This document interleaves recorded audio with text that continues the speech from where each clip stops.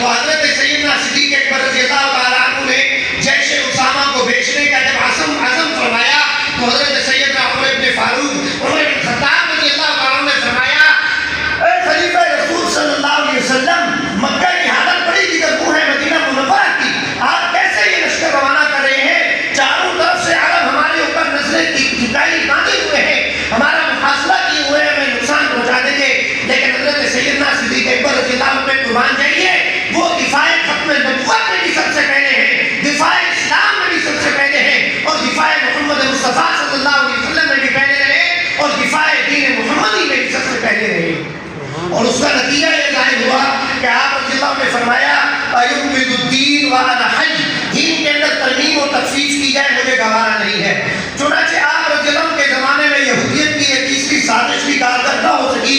چوتھا حربہ انہوں نے روم اور ایران کی فتح کے بعد ہرمز نے، جو کہ ایران کی فوج کا سپہ سالار تھا، اس نے ابو ذر فیروز مجوسی کو مدینہ منورہ میں بھیجا اور جا کر یہاں کوئی نہ کوئی رخنہ اندازی پیدا کی جائے۔ چنانچہ وہ مغیرہ بن شعبہ رضی اللہ تعالیٰ عنہ کے پاس آیا اور اپنی مجبوری اور اپنی قسمہ پرسی کی حالت کو بیان کر کے اپنے لیے کوئی روزگار طلب کیا، تو انہوں نے ان کو روزگار دے دیا۔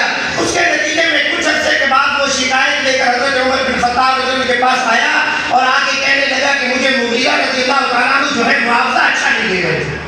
آپ رضی اللہ عنہ نے فرمایا کتنا معاوضہ ملتا ہے؟ اس نے بتایا درہم یا دینار مجھے مل رہا ہے۔ فرمایا تمہارے کام اور وظیفے کے اعتبار سے درست ہے۔